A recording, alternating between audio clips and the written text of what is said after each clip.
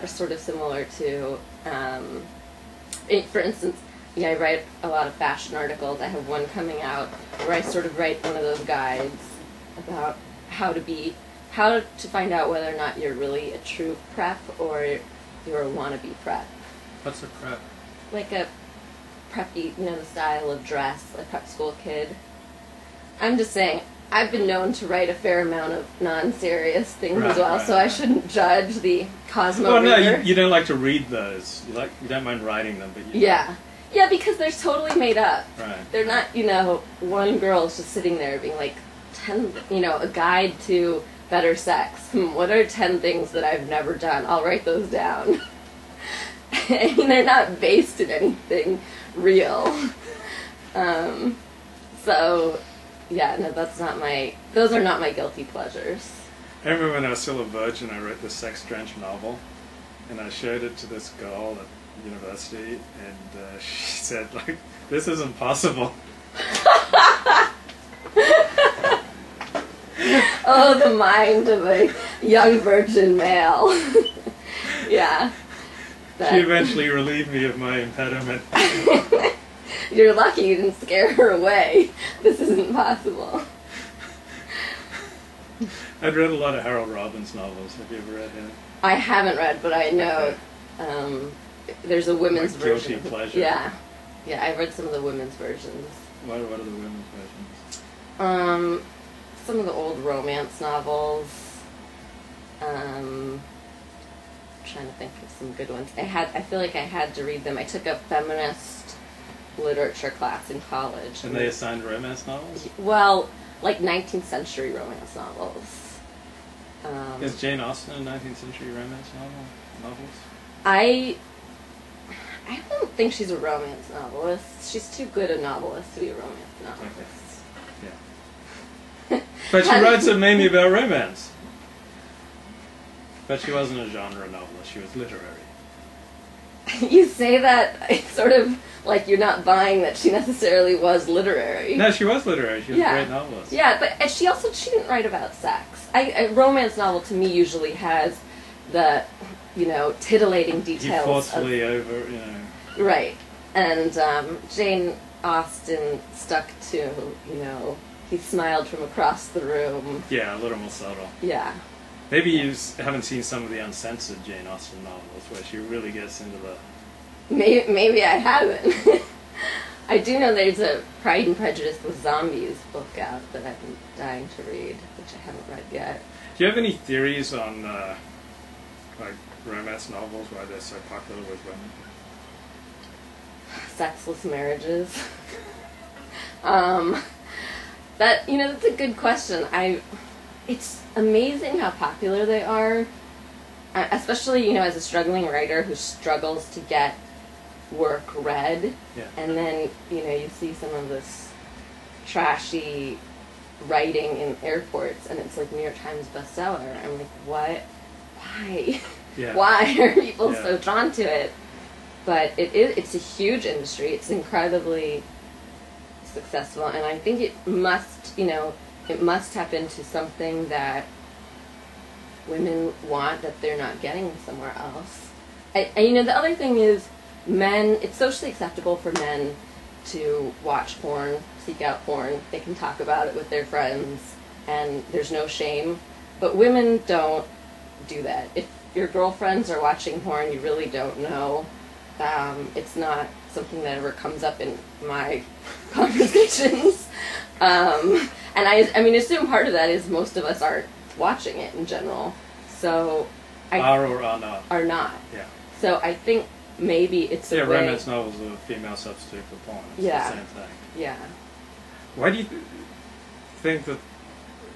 I read an essay by feminist Barbara Ehrenreich on romance novels. She said that in almost all the romance novels, the male protagonist overpowers the woman. So it's like almost like, it's not quite rape, but it's like they seem to be taken. Well, I'm sure there's something. I'm not a psychologist, but I'm sure there's something, primitive about men and women's sexuality Yeah. that relates to that.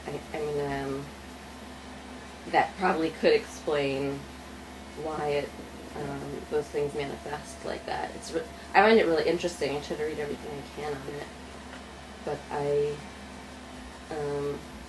but maybe it is the most common sexual fantasy of women. Maybe that's why it's so prevalent in literature. Yeah, it's a little disturbing, isn't You know, of all of the sexual, I don't want to say it's perversion, but of all the sexual anomalies out there, I think that's probably one of the least upsetting or unsettling one. And, you know, sexuality is so complicated. And so... That's what I've heard. You should know. You're the expert. I don't know what I'm doing telling you. You studied the industry. But I just think those things are hard to explain, and I don't want to cast any judgment on people who explore in that way. I just think it's a complicated issue, Yeah. and they're entitled to, whatever they like. When did you start tweeting? How do you like Twitter? I signed up for Twitter over a year ago when I was writing for a magazine in Chicago, and I was getting a fair amount of readers, trying to keep a readership. I find it annoying. I find it a burden. Every time I go somewhere, I'm like, I should tweet about this, but I don't want to pull out my phone. I feel it's really rude to pull out a phone in conversation with someone, so I never do it. Wow. I'm a big stickler for no phones at the table and no phones in the middle of a conversation with someone. Nice. So then I have to remember, on my way in or on my way out, or to excuse myself to tweet in the bathrooms. I find it a real burden. How do you decide when to do a Facebook status update as opposed to a tweet, or do you do them both simultaneously? Oh, I've been on Facebook a lot longer. Mm-hmm. I was one of right when Facebook started, there were like 12 or 13 schools that were the only schools allowed to be on Facebook, and my school was one of them. So everyone was so excited to sign up. So I signed up that year. So I've been on a long time. So I basically generally update my status when I have something funny to say. Right. Now I'm trying to use it, to let people know when I have workout to get more readers. But I try to use Twitter more loosely for things that I might censor myself on Facebook to say, or things that I don't think are worthy of a Facebook post. Because most of what you read on Facebook, I'm just like, so many people post things, and I'm just like, I don't care. Why are you posting that? Like, I know it's raining. You just wrote, it's raining in LA. Like, I know. I live here, too. Why are there 20 posts about the rain? I'm not interested. So I feel like on Twitter, that's more okay. It's more acceptable to waste your time on Twitter. I'm not the biggest fan of tweeting, am I? Yeah, I'm sensing that. Maybe I'm just not good at it. I'll have to practice. Do you often find yourself thinking, oh, this would make a good tweet or a good status update? Yes. So do I. All the time. I often think, oh, this would be good. Yes, all the time. And a lot of one-liners that I hear or say all the time. But then I'm like, God, I want to pull out my phone right now and type it. So, you grew up in Los Angeles? I did. In the Valley? Initially, yes. Went to private Jewish day school. Which one? Adada Ariel. Oh, okay. Through 8th grade?